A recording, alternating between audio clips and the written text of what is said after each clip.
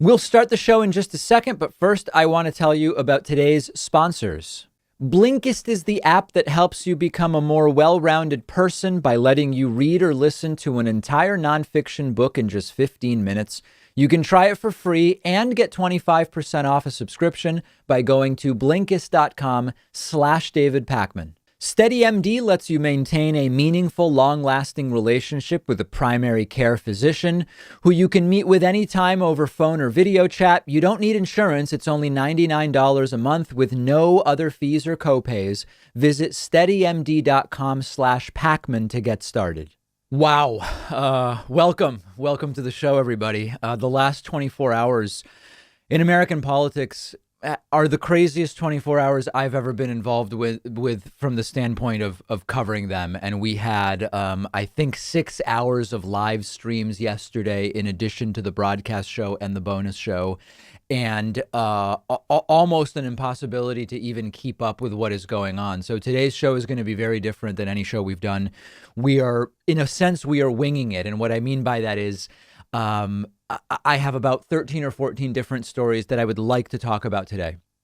And we may get to all of them and we may not. In other words, I'm starting today not with every minute planned as we normally have, but with an idea of the things we should discuss. And we'll just jump into them. And I know a lot of you have been emailing me saying, I can't keep up. Well, we haven't been able to keep up either. So let's try to do justice to the last 24 hours because the historical significance really cannot be overstated. Let's start with what happened yesterday. Yesterday, January 6th, was meant to be the day during which there would be a merely ceremonial counting of the electoral votes, which were cast on December 14th. In the November election, Joe Biden won via popular vote in the 50 U.S. states, winning some, losing some, getting enough electoral votes to become president. On December 14th, the electors in all 50 states certified their state's election. And on January 6th, those ballots already having been cast on December 14th, a joint session of the House and Senate led by Vice President Mike Pence as president of the Senate was to simply count those votes. Now, we knew there would be some chaos because for 2 months, Donald Trump has been insisting without evidence that he actually won, that it was rigged, that he wants this state to be overturned, that he wants that state to be overturned, that there were massive dumps of ballots, that Mike Pence needs to do the right thing, and that something, and it wasn't just Trump, but many of his most sycophantic supporters who were hoping, planning, believing that something would happen yesterday that would prevent Joe Biden from being determined in that joint session by Mike Pence, the winner of the 2020 election. Now, I'll skip to the end. It happened. It was delayed by a few hours, but it happened, and we will get to that. But what we imagined would simply be some debate. We knew there would be senators and members of the House on the Republican side standing up and objecting to the counting of ballots from certain states, Arizona, for example, Pennsylvania, and others. We knew that would happen. We expected there would be a couple of hours of debate for each of those objections, but that ultimately Republicans didn't have the vote to hold up even a single state's votes from being counted, and that it might be 10 p.m., it might be 1 a.m., it might be 3 a.m., it might be this morning or later today. Eventually, they would run out of objections, they would run out of votes, and that would be it. But something else happened, which is that in the morning, Donald Trump incited an insurrectionist mob to march down Pennsylvania Avenue to the Capitol building and wreak havoc, break down doors and destroy windows, commit property crimes, fight with police, some police actually injured. And this was fomented directly by Donald Trump. And this is not to say that many of these folks didn't have this idea going into yesterday already. But I am going to show you how Donald Trump did this. Donald Trump literally told them what to do and later said, please be peaceful. But we will get to that. Here is Donald Trump at this wacky event. I don't know what they were calling it. It was a steal the election rally, essentially. Here is Trump again saying, Mike Pence, you'd better do the right thing. The left knows exactly what they're doing. They're ruthless. And it's time that somebody did something about it. And Mike Pence, I hope you're going to stand up for the good of our Constitution and for the good of our country. And if you're not, I'm going to be very disappointed in you. I will tell you right now. I'm not hearing good stories. Ultimately, Donald Trump ended up denouncing his own Vice President, Mike Pence, and we will get to that later. Donald Trump continuing to fire up the crowd by saying the caravans are forming. Remember those caravans that up until the day before the 2018 midterms were every day in right-wing media? The caravans of dangerous Hispanic immigrants are coming. 2018 midterms happen. We don't hear about the caravans ever again until yesterday. Here is Trump ginning up more hate by saying the caravans are forming because they know Biden will let them in. But now the caravans, they think Biden's getting in. The caravans are forming again. They want to come in again and rip off our country. Can't let it happen. And then here is Donald Trump just literally telling them what to do, saying we're going to march up Pennsylvania Avenue. We're going to go to the Capitol. He told them what to do and they did it. Take a look.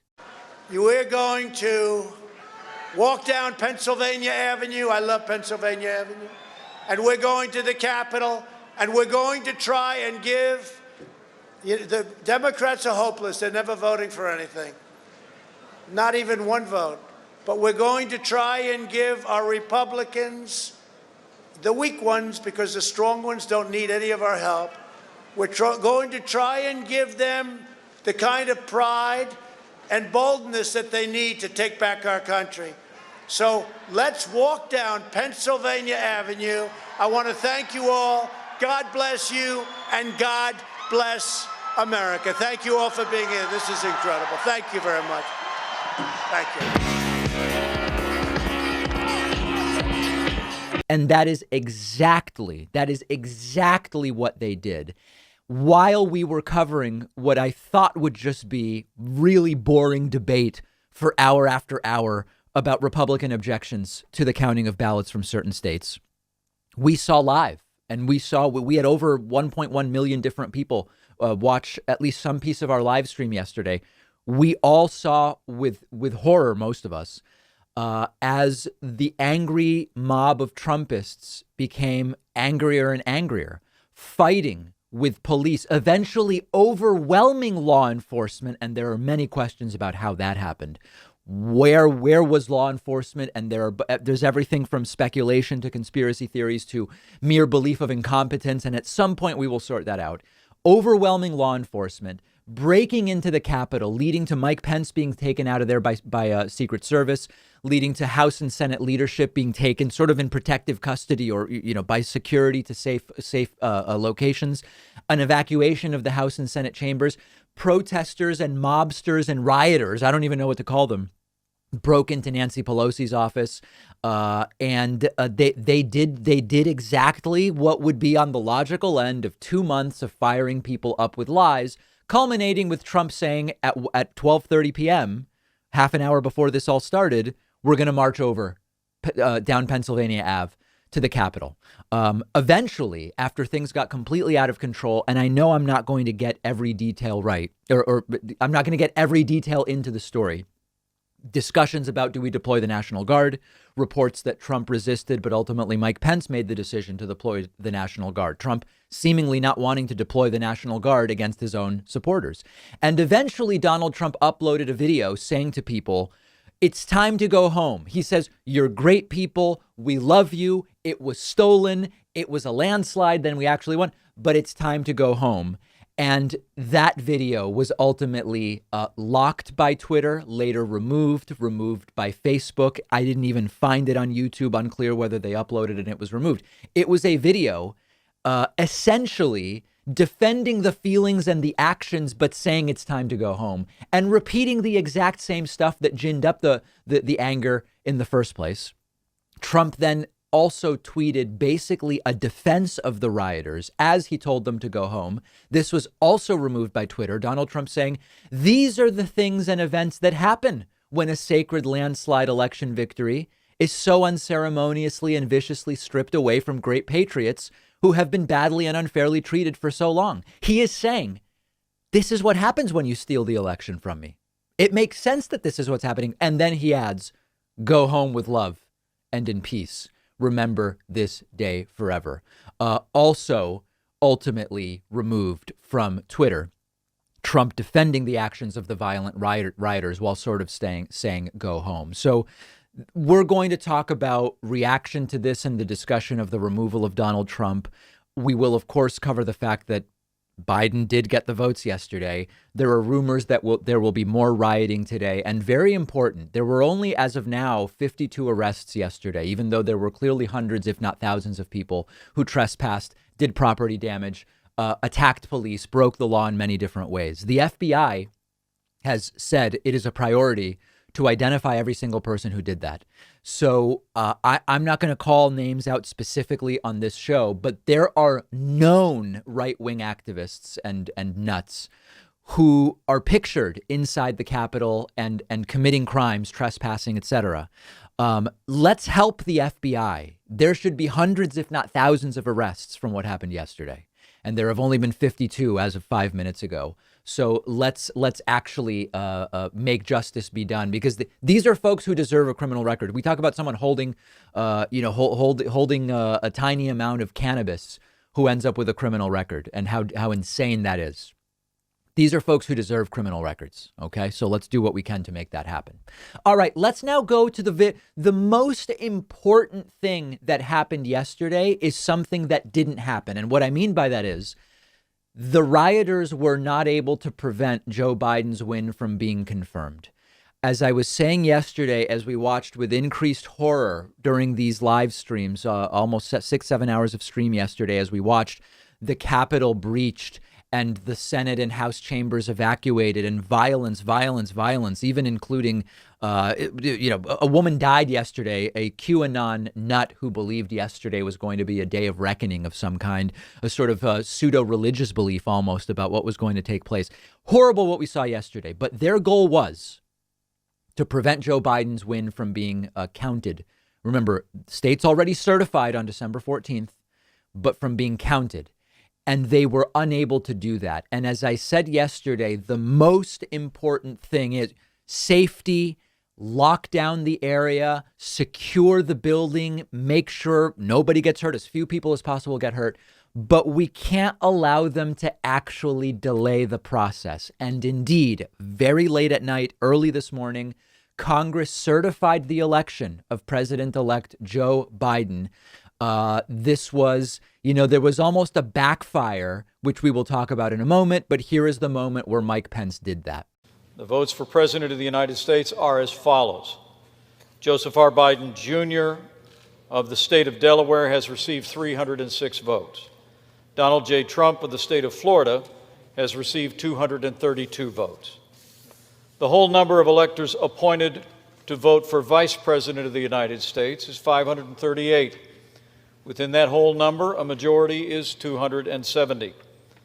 The votes for Vice President of the United States are as follows. Kamala D. Harris of the state of California has received 306 votes. Michael R. Pence of the state of Indiana has received 232 votes. The announcement of the state of the vote by the President of the Senate shall be deemed a sufficient declaration of the persons elected President and Vice President of the United States, each for the term beginning on the 20th day of January, 2021. Had they been able to delay this more than a few hours, it would send a really bad signal. It would embolden them to do this in the future. And again, I want to mention, only 52 people as of right now, it may be more by the time you listen to this, only 52 people have been arrested so far. We need to make sure everybody who participated in this and broke the law is arrested, because otherwise they will be emboldened to try this again. But it didn't work. Joe Biden, everything happened. Note that despite all of this, everything happened on the day it was supposed to happen. December 14th certifications. January 6th, okay, it bled into the 7th, but it was expected to anyway, because remember, if there had been objections from Republicans in 6 different states, each generating 2 hours of debate, this would have pushed into January 7th anyway. Because of the riots, some Republicans opted not to object in some of those states. So by rioting, the rioters actually sped up, in a sense, the process of just counting and accepting the Joe Biden win. And that's really, really important. Now, What this all means for the future of the country, we just don't know. There's really no parallel to this. I mean, insurgents acting violently in the name of Trump vandalized the Capitol. From what I saw, there has not been a breach of the Capitol like this since early 19th century. They objected without any evidence that they could put forward to the acceptance of Joe Biden's victory, claiming vaguely that it was rigged with conflicting and unhinged hypotheses. And this is essentially the worst. I mean, listen, okay, they could have also brought guns and started mowing people down, right? Like, we can all always imagine some worse scenario. But when you talk about what is the opposite of a peaceful transition of power, what is the worst that this could possibly get? What could be the possibly most dire repercussions of Donald Trump's agitation? It's essentially this. We saw it. It's disgusting. People need to be held accountable. But importantly, it's over again. Joe Biden won again, another milestone that the Trumpists were waiting for to turn the election. It didn't happen. Joe Biden's win has been confirmed, and that's a very good thing. Okay, let me just briefly mention this because this is a really big story. Donald Trump has turned on his own vice president. Donald Trump has denounced his own vice president, Mike Pence. And there are reports coming from the White House that Donald Trump is absolutely furious with Mike Pence. I'm not aware, and I spent some time today looking in a very crazy day. I did want to research this to some degree. I've not been able to find another instance of a president turning on a vice president to this degree in American history. Donald Trump yesterday, again in a tweet that ultimately was removed by Twitter because it was making false claims, Donald Trump turning on his own vice president, saying, quote, Mike Pence didn't have the courage to do what should have been done to protect our country and our institution, giving states a chance to certify a corrected set of facts, not the fraudulent or inaccurate ones, which they were asked to previously certify. USA demands the truth. I have never seen anything like this, and I've found nothing like this in the historical record. The president of the United States turning on his vice president. Now, we'll talk later about this. This was very good news for many Republicans. As I've been telling you, many Republicans are looking for an escape pod. I'm not defending Republicans in any way, but I recognize that some of them feel like, how do I break from Trump? How do I break? I need something to open the door to break from Trump. Trump denouncing Pence is exactly that. Where now the writing is on the wall. Trump is going to basically shrink away for the last 2 weeks of his presidency. Pence, by being denounced by Trump, now is the person that, quote, normal Republicans can side with. And many of them taking that opportunity, seeing a number of different Trump staffers come out and say, we agree with Mike Pence. We've seen some resignations. There are theories that more resignations are coming. So I am not, every single one of these Republicans is disgusting because they should have had the testicular fortitude or the ovarian fortitude to step away and denounce it 4 years ago. They didn't. But they've opened the escape hatch as Trump has denounced Pence. And these are truly, truly historic days. So we'll continue covering all of these stories. We have much more today. Let me know your thoughts. I'm on Twitter at @DPakman. The David Pakman Show at davidpakman.com.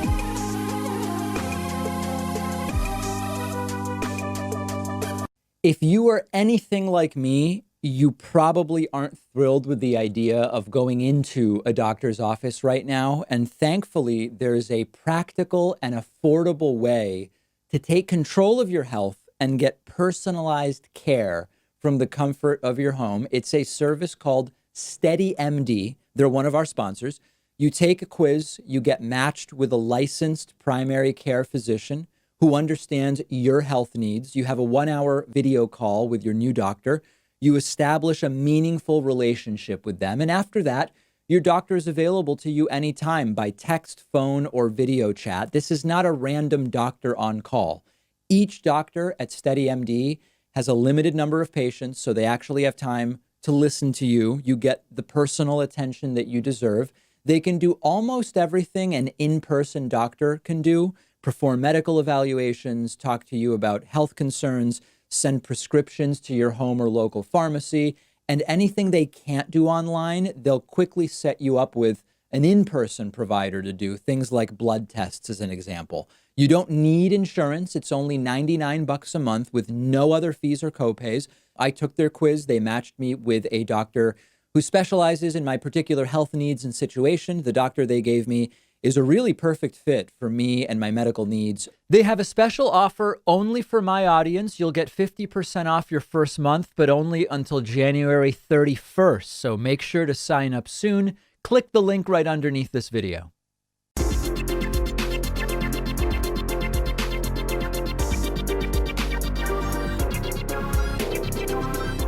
The David Pakman Show at davidpakman.com. All right, let's continue. We have so much to discuss and so much to cover. There is very, very notable breaking news that there are cabinet members actually discussing invoking the 25th Amendment to remove Donald Trump from office. Now, the fact that they're considering it is the story. I don't believe it will happen. I think ultimately it's going to be a lot of, well, if I supported it, would you supported it? If the two of us did, what about you? Would Pence go for it? But the 25th Amendment, I don't believe ultimately will be invoked, but it is being discussed. CNN reporting that there are cabinet members holding preliminary discussions about invoking the 25th Amendment to force Donald Trump to leave office early. And it is unclear whether there will be enough cabinet members in favor to result in Donald Trump's removal. But this has now been widely reported by CNN, The Hill, and numerous other outlets. It is abundantly clear that the conversation is happening in light of the violent riots that were fomented yesterday by Donald Trump. House Judiciary Democrats have also written a letter to Mike Pence asking him to invoke the 25th Amendment, although I don't believe there's if it happens or if it's being seriously considered, it's not because Democrats are asking for it. But Congressman David Cicilline did write a letter in which he says, "Dear Vice President Pence, it is with great sadness that we write to you following the incidents that unfolded," where he goes on to say Section 4 of the 25th Amendment to the Constitution provides the vice president and majority of sitting cabinet secretaries with the authority to determine a president as unfit if they are unable to discharge the powers and duties of the office. Going on to say, for the sake of democracy, we emphatically urge you to invoke the 25th Amendment and begin the process of removing President Trump from power. Obviously, Donald Trump should be removed from power. Obviously, Donald Trump should have already been impeached. The Georgia phone call was an impeachable offense. There have been other impeachable offenses. We could go back to talk about Saudi Arabia and Yemen. I mean, we're going back quite a way when we are now just 13 days from the end one way or another.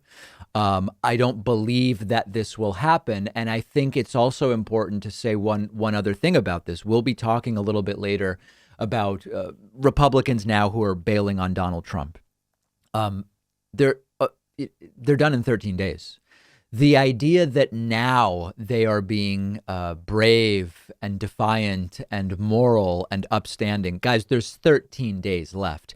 If you want to point to anyone, I mean, listen, John McCain from the beginning was, I'm not a big McCain guy, but from the beginning, McCain said what he believed. He didn't wait until there was no political risk. Mitt Romney, his opposition to Trump is quite milquetoast, but it's been consistent after he had that weird frog leg lunch with Trump where it seemed like maybe he could be Trump's Secretary of State. But it's been years that at least Mitt Romney has been consistent, and it's not like a big deal. He's mildly critical of Donald Trump in most cases with a few more serious critiques. But he was exposed to the downsides of doing it for years. These people now, who in the middle of the night last night, when everybody had already mostly tuned out, came and said, listen, our role here is just to count, and that's what we have to do. There's nothing else we can do. Or some of the resignations that are taking place now, including like from Mick Mulvaney, who even remembered that Mulvaney was still even working for the Trump White House. It's too little too late, and we can't now put them back on the good boys list as a result of them doing this. That's very important to keep in mind. again, the big story is the mere fact that the use of the 25th Amendment is being considered is absolutely insane. It should be used. There are mental health professionals like Dr. Bandy Lee, who we've interviewed, who are now asking for a 72-hour psych hold for Donald Trump.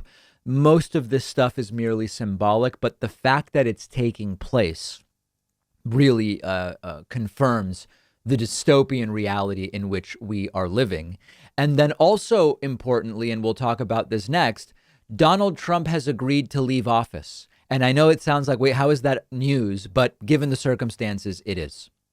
So late last night, early this morning, as the violent Trumpist rioters were unable to stop the counting of the electoral votes in favor of Joe Biden being the next president of the United States, Donald Trump, through Dan Scavino, put out a statement that he is agreeing to leave office on January 20th. Now, the sick irony is when he lost in early November, he was leaving office on January 20th. And so I have kind of mixed feelings and mixed reactions to this.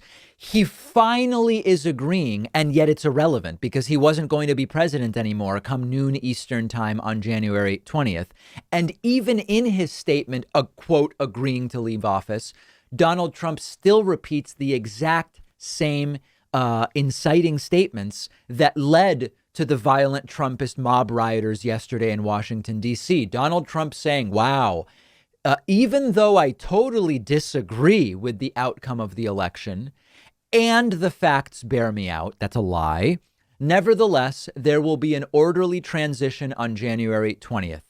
While this represents the end of the greatest first term in presidential history, it's only the beginning of our fight to make America great again. Imagine the delusion. Imagine the delusion. Donald Trump lost the House for Republicans in 2018, lost the Senate for Republicans in 2020, and was made a one-term president amidst the most cartoonishly farcical presidency we have ever seen. We've never seen an actual more authoritarian president in the United States. The modern era of politics was not even prepared, we learned, for something this absurd, as even many of the checks and balances were impotent in actually holding Trump accountable for his ignoring those checks and balances. And Trump says this was the best first term of any president in history. So it's delusional. But the idea that only because Trump has agreed this is going to be what takes place is also just a laughing stock and making the United States a laughing stock. Trump was leaving one way or the other. And the fact that it is so newsworthy that he has now come out and said, I am agreeing to an orderly transition of power is wild. But then what's the most important thing? The most important thing is that it's too late. It's already not an orderly transition of power. And the fact that Trump will fly off to who knows where on January 19th or January 20th and golf and tweet if he's still even allowed on Twitter, which is another story for later today. It's already not an orderly transition. And I think that's what we have to understand. You know, as I said, as we see some Republicans now back away from Trump, they need to be held accountable for the 4 years that they defended him. And in the same way that Donald Trump is now backing away from resisting leaving office and saying it will be an orderly transition, the orderly that ship has sailed. Thousands of violent Trumpists stormed the Capitol yesterday, breaking in and doing all sorts of damage and even leading to the death of one woman. The ship has sailed on orderly, and we can't now allow Trump to revise the story by saying, I'm going to leave in an orderly fashion on January 20th. That ship has sailed, and we will talk a little bit later about what the next several months might look like. Let's take a quick break. Make sure you're following the show on Instagram at David Pakman Show, and follow me on Instagram at david.pakman. The David Pakman Show at davidpakman.com.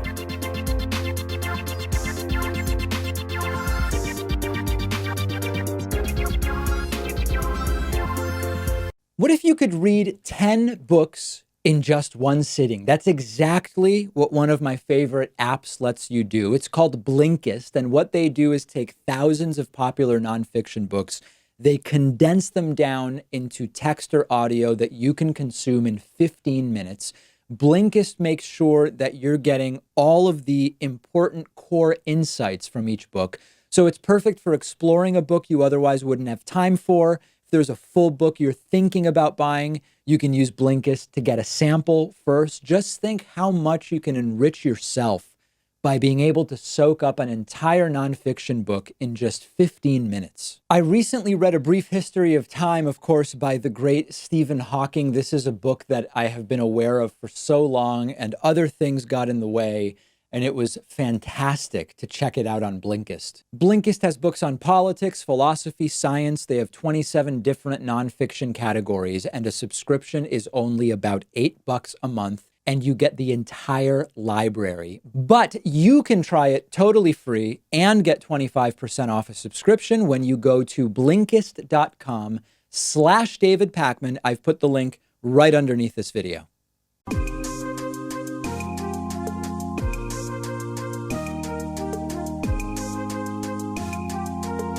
Welcome back to the David Pakman Show. All right, let's continue. I already told you about some of the absolutely seditious elements and insightful elements, and by that I mean INCI, not insight like, oh, what great insight you have, that Donald Trump posted to social media yesterday, which were quite rapidly removed by Twitter as well as Facebook, and that includes a video in which Donald Trump says to his violent riot supporters, "Go home. We love you. You're great. It was stolen." Obviously, this was what was going to happen, implying that the violence was actually justified, but it's time to go home. Twitter and Facebook suspended Donald Trump for an interim period as a result of the things that he posted. Donald Trump was suspended from Twitter and Facebook for his tweets and videos to supporters who were violently storming the U.S. Capitol. Trump posted the social media message saying he loves them and that they're just the best people, but that it's time to go home. He repeated false claims about election fraud in those messages. And Twitter said that it removed 3 tweets for so-called severe violations of their civic integrity policy. Now, earlier in the show, we already went through what these 3 items were. The first was a tweet in which Donald Trump denounced his own vice president, Mike Pence. That by itself is historic and outrageous in nature. And in so doing, he included in that tweet that there was all sorts of fraud and Pence isn't doing the right thing. That tweet was initially removed by Twitter. Later in the day, as the violence grew on the Capitol, Donald Trump posted a 1-minute video saying it was stolen, we won in a landslide, but it's time to go home. That video was removed by Twitter. And then later, Donald Trump posted another tweet in which he essentially said, and here I'm paraphrasing, we read the exact tweet earlier, "This is what you get when you steal the election that we won in a landslide." Twitter also removing that. And then before we knew it, Donald Trump had been suspended for 12 hours on Twitter. And Twitter also saying that Trump's account will remain locked indefinitely if those tweets are not removed, also indicating that future violations of the Twitter rules by Donald Trump will result in the permanent suspension of this account. So there is a micro story here and there is a macro story here. The micro story is we've been wondering after January 20th comes and Donald Trump no longer has what are called public servant, I believe it's called public servant protection by Twitter. Is he going to get banned very quickly? And the reason that it's a micro story is that it really depends on, for example, does Trump even continue to tweet? A lot of people email me. They say, David, once Trump is no longer president, all he's going to be doing is tweeting. He's going to tweet even more. He's going to need Twitter as the bully pulpit because he's not going to have the bully pulpit of the presidency.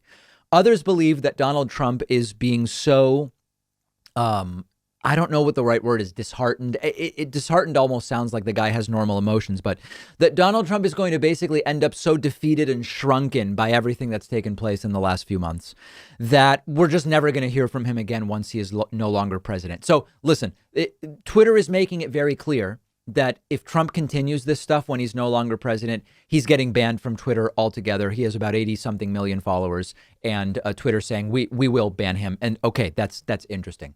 The bigger story here is that we have seen such a debasement and coarsening of what is acceptable to hear from our elected officials that it has trickled down dramatically. And now things that 4 years ago would have been inconceivable from elected officials are considered sort of normal because they're not as crazy as what Donald Trump is doing. And I'll explain what I mean by that.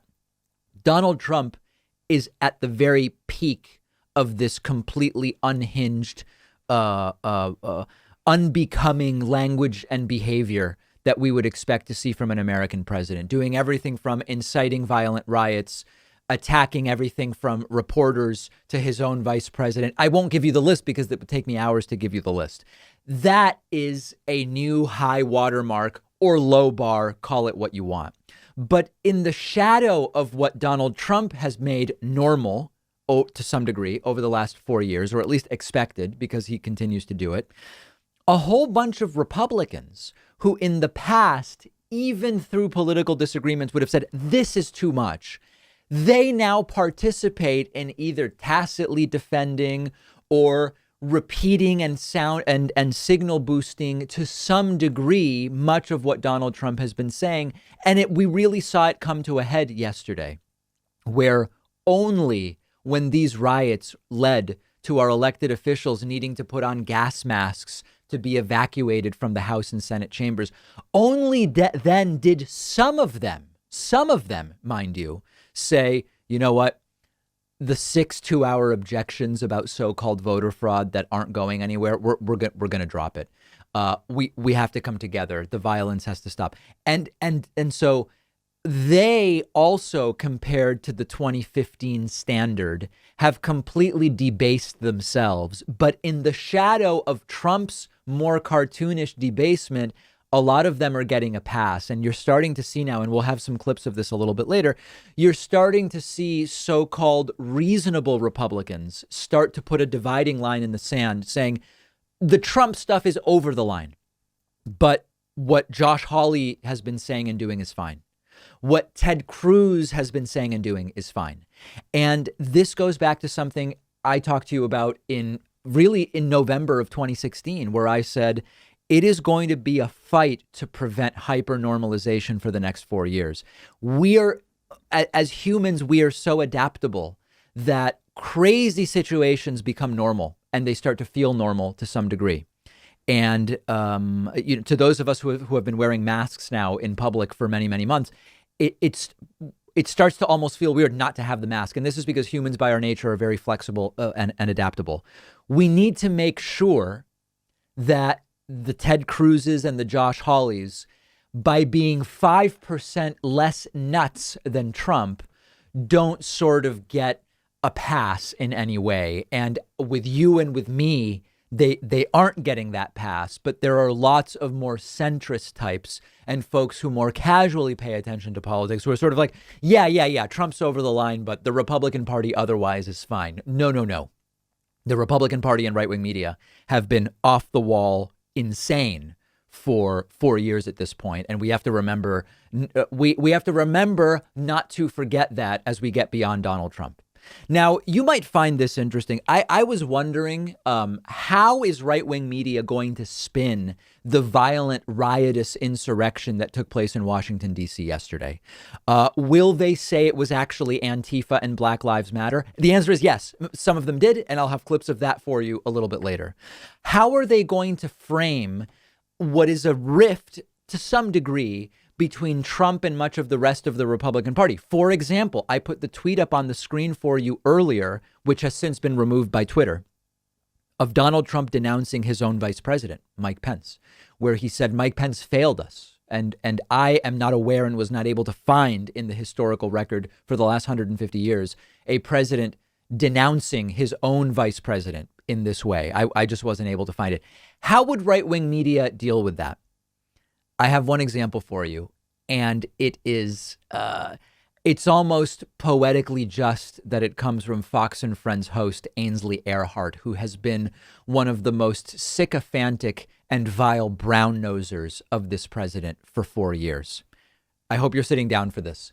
Ainsley Earhardt's framing was, I hope Donald Trump can forgive Mike Pence for not trying to overthrow the election results. Think about that, okay? Donald Trump demanded that Mike Pence do the impossible and the illegal and the immoral, which is somehow stop Joe Biden from being president, despite that being the will of the people, and then denounced his own vice president after this violent insurrection started. Ainsley's idea is, I really hope Trump will forgive Pence. Take a look at this video clip. You know what? Mike Pence can just wave that magic wand. It'll all be fixed. I hope that doesn't taint their relationship, because they have been such supporters of one another and been a good team.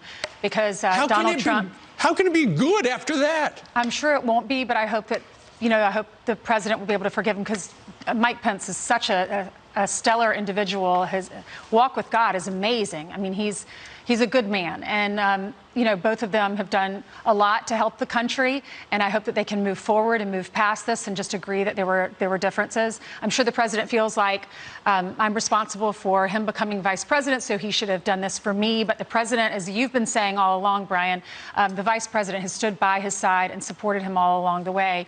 So hopefully their friendship won't end after this, for the good of the country. I bet you it's done. Yeah, I know. So this is weaponized delusion. And we're going to have, I couldn't possibly get all of these clips for you. Now, this is one type of reaction, which is a complete reframing. It's like the equivalent of it's a trapeze artist flipping around and turning everything upside down and swinging wildly from one place to another. Some other networks and some other channels and outlets were sort of pretending none of this was going on. Even Fox News at one point yesterday, 5 hours into the riotous insurrection, if you went to the Fox News website, all it said was protesters delay counting of electoral votes, which, if you had been paying attention, does not exactly capture the violence and seditious nature of what was going on yesterday. Others, for example, Newsmax and OAN for much of the day, were just talking about completely different things altogether. It was like nothing is going on. At one point last night, in fact, when the electoral vote count continued, most cable networks were covering it. But if you turned to Fox News, it was Laura Ingraham ranting about how maybe it was actually Antifa who did this in Washington, D.C. And I'll get to those clips a little bit later. So as I said on yesterday's show, different people deal with loss in different ways. But what is abundantly clear is that there is nothing too crazy. There is nothing that these Trump supporters can do that won't find some defense in some right-wing media. And there is no absurdity too absurd that someone on Fox News won't be able to come up with some kind of logic pretzel. I hope Trump forgives Pence. Pence is disgusting, but at least Pence immediately denounced the violence, full stop. Reportedly is the guy who actually called the National Guard to get to D.C., even though Donald Trump was resisting doing it, and immediately came back and said, let's continue. We're not going to be delayed from doing this. Pence is horrible. His failures on coronavirus, his religious nuttery. I mean, he's horrible. But the idea that Trump needs to forgive Pence, if this is any indication of what Fox News is going to look like for the next 2 or 4 years, we are really in for it. And after the break, we will get to, yes, the idea that what could it have been Antifa that actually did the pro-Trump insurrectionist mob yesterday? We'll get to that a little bit later. The David Pakman Show at davidpakman.com.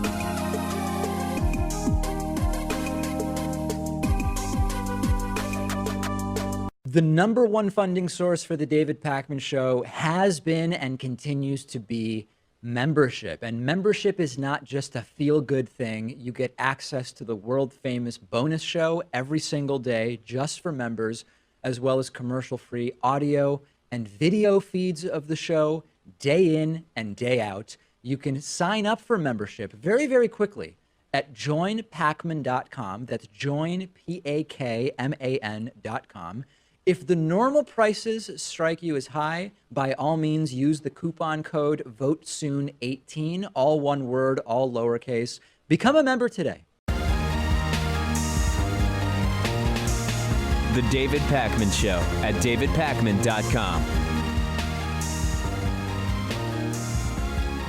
You know, one of the traps that I will sometimes fall into, and I know that many of my friends do as well, and people I follow on Twitter, is this idea that, okay, this is over the line. No one is actually going to find a way to defend this. And every single time we are disappointed, or is it surprised or let down, or whatever the case may be. And this applies to the insurrectionist mob of rioters that Donald Trump incited yesterday, who went to the U.S. Capitol, breached security, breached the doors, broke windows, got into Nancy Pelosi's office and vandalized, and so on and so forth. And I sort of jokingly, what's a joke these days? I sort of tongue-in-cheek suggested, I'm sure they'll figure out a way to blame Antifa and Black Lives Matter for this. And that's exactly what many people did. Here is a clip from, so this is happening at the high level and it's happening at the low level. For a clip at the high level, when last night the vote resumed in the joint session, most networks were covering it. But on Fox News, Laura Ingraham was saying that she heard that from the Washington Times, there were at least 2 Antifa spotted in the crowd. I'm not kidding. Take a look. Actions we saw today do not represent this movement. The Washington Times is reporting that at least 2 Antifa were spotted in the crowd. So listen, first of all, even if it were true that there were 2 Antifa spotted, there were thousands of violent Trump insurrectionists pushing their way onto the Capitol portico and some of them into the building, et cetera, et cetera. So even if it were true that 2 Antifa were spotted, it wouldn't really tell us much about the reality of what took place yesterday. It was a incited by Trump, pro-Trump, Trumpist, riotous, seditious insurrection, period. But what does it mean 2 Antifa were spotted? Did they have signs? Because if they were just dressed in black, a lot of the riotous pro-Trump seditionists were also dressed in black. And they specifically, many of them planned to dress in black. So if this is true, it's irrelevant. Whether it's true is a real question. And then, of course, the idea that this is anything other than a genuine pro-Trump movement is not supported by fact. Now, unfortunately, so Ingram is an example of this happening at the high level. Oh, it's 2 Antifa were spotted. Absolute trash. OK, but friends of mine who have conservative family members, as an example, I had an inbox full of screenshots and posts yesterday of my friend's aunt, my friend's cousin, whoever else, posting all sorts of content claiming that this entire thing was staged by the left. There really weren't any Trumpists, that the Trumpists that were there and peacefully walked to the Capitol weren't the same ones that breached. And of course, you have to suspend all disbelief in order to even plausibly consider that this is the case. But unfortunately, once again, when we assume wrongly, this is over the line, nobody will defend this. Even for them, this is too much. We're wrong every single time. And they've figured out a way through a combination of arguing that a few bad apples, maybe not even right wingers, the bad apples might all have been Antifa or Black Lives Matter, for which there is no evidence. Another version that I saw, and in fact, there are some enlightened centrists who have YouTube channels who were making this case. The problem is the media with bloodlust showing the video of what's going on. I actually heard that yesterday and saw it on Twitter today, which is the problem is not the first order, which is that people are doing this and they are Trumpists. And even though we were told it's the left that's violent, it's the right that has done something that hasn't happened since the 19th century, breaching the Capitol building with property crime and vandalism and violence and all this stuff. That's really the issue. There were people saying the media's coverage of this is sensational and salacious. What? That's what you think is the problem? The fact that media were accurately reporting about the seditious, insurrectionist, riotous behavior that was taking place. So we've seen every combination. There is no defense too absurd. There is no defense too ridiculous that some of them won't try it. You know, there's all these rules, Godwin's law, which I think is the longer an internet discussion goes on, the more likely it becomes someone makes an analogy to Hitler or Nazis.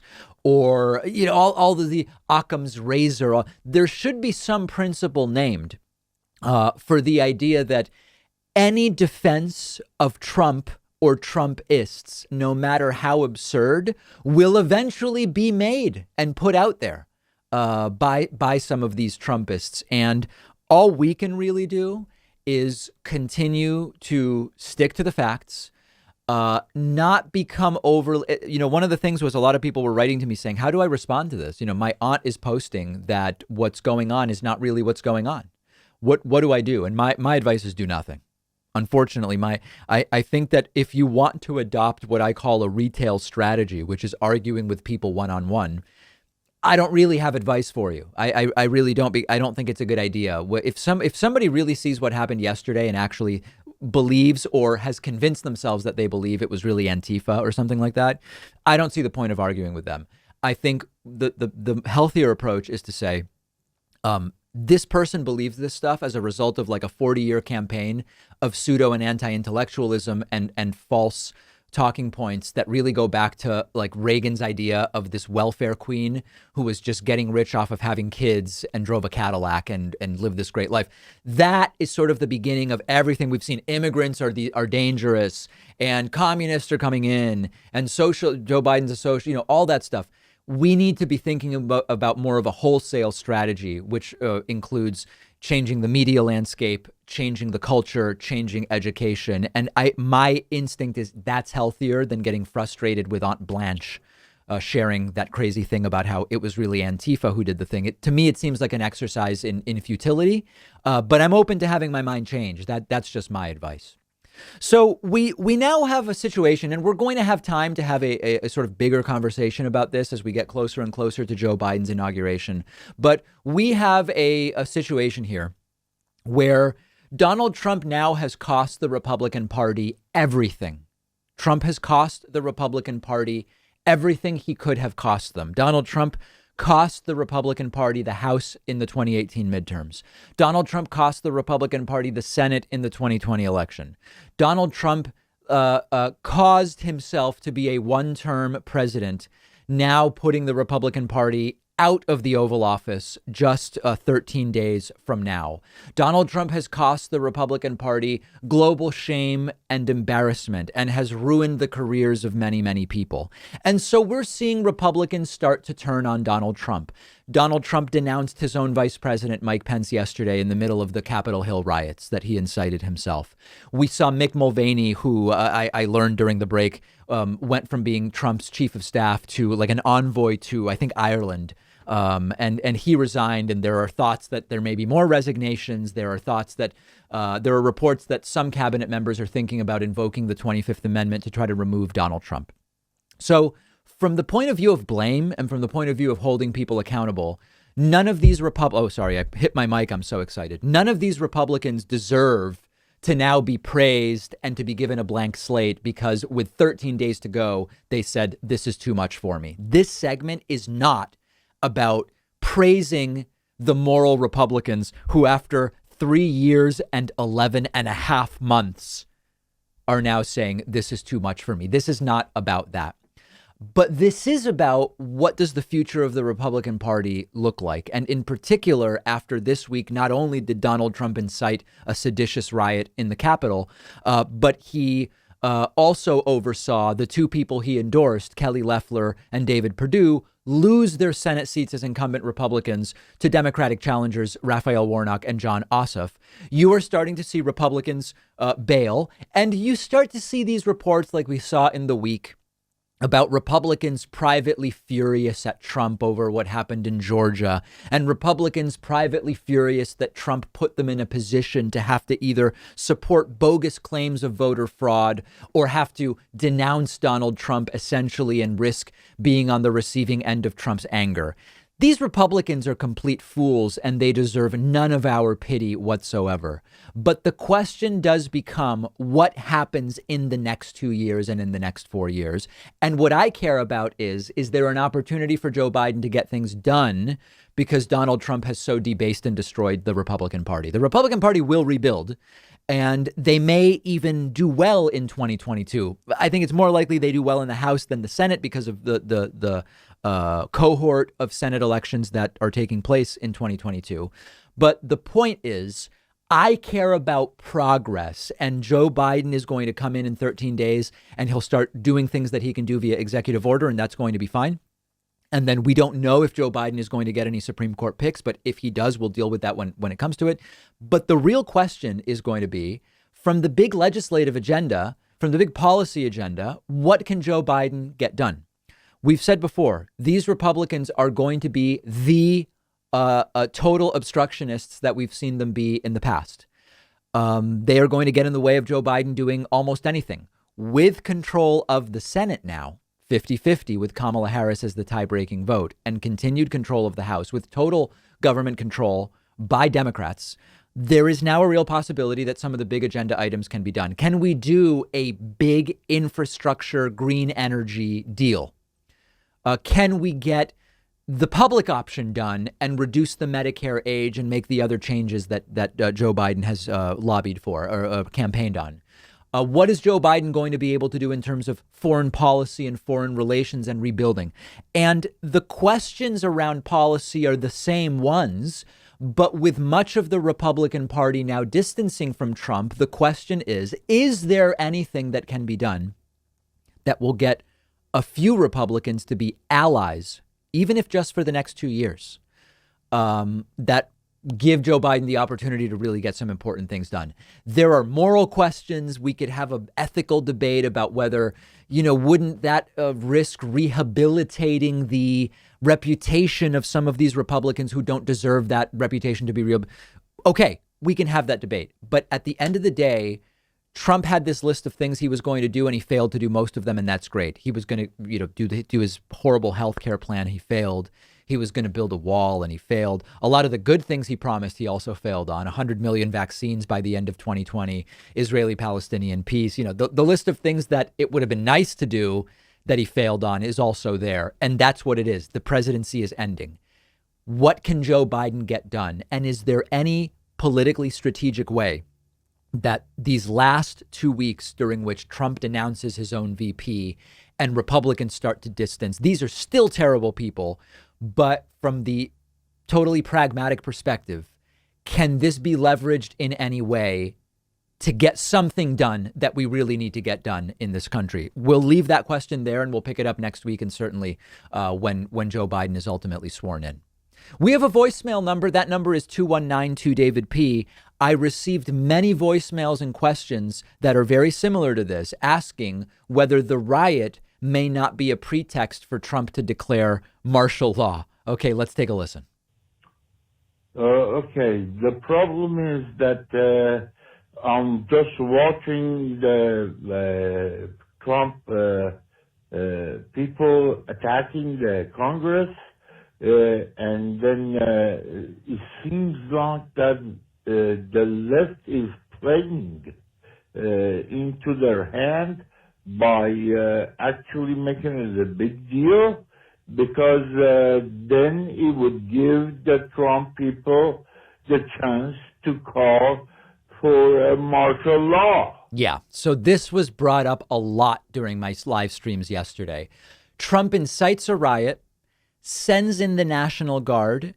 Things are or doesn't, it seems he refused to, but Mike Pence did. But in any case, uses the riots to say, we need to declare martial law and I'm going to stay in office. I don't think Trump is that organized. And what we've seen in the last 12 hours, not in the last 24, but in the last 12, is that Donald Trump has finally put out a statement saying he's going to leave peacefully on January 20th. It's too late for it to be peaceful, but at least he's saying on the 20th, he will be peaceful. We have seen the riots largely quelled. And it is not what is going to take place. Now, I did also receive messages from people saying, should the left really be saying we need more of a law enforcement presence on the Capitol when law enforcement is often the problem? No, yeah, a law enforcement presence was needed on the Capitol yesterday. There's just no where. How do you quell what was going on without a law enforcement presence? And I think that the relatively few leftists who were saying that were simply maybe just not thinking about it in the right way. But I don't blame you for wondering, would Trump incite a riot to then create the pretext in which he would declare martial law? I think morally he would have no problem with it. I think the limitations are he's not that organized, and he's already said, I'm leaving, and the riots have calmed down. Now, there are rumors that there are going to be more riots today and even in the days leading up to January 20th. We will pay attention to that, and we will cover it if it should come to pass. We will be discussing on the bonus show today. There have been some videos which purport to be police actually removing barricades to let protesters, rioters in yesterday to the U.S. Capitol. We're going to talk about that because there are a number of perspectives about those supposed videos. We will also talk about, in the midst of this, Joe Biden is actually getting some sweet revenge in that Merrick Garland will be his attorney general. Merrick Garland, Barack Obama's Supreme Court nominee, who was obstructed by Mitch McConnell and Republicans back in 2016, and much more on today's bonus show. I very quickly, I so appreciate the couple hundred people that grabbed memberships over the last 48 hours in appreciation of the coverage we've been doing. I really appreciate it. I invite you to grab a membership at joinpakman.com.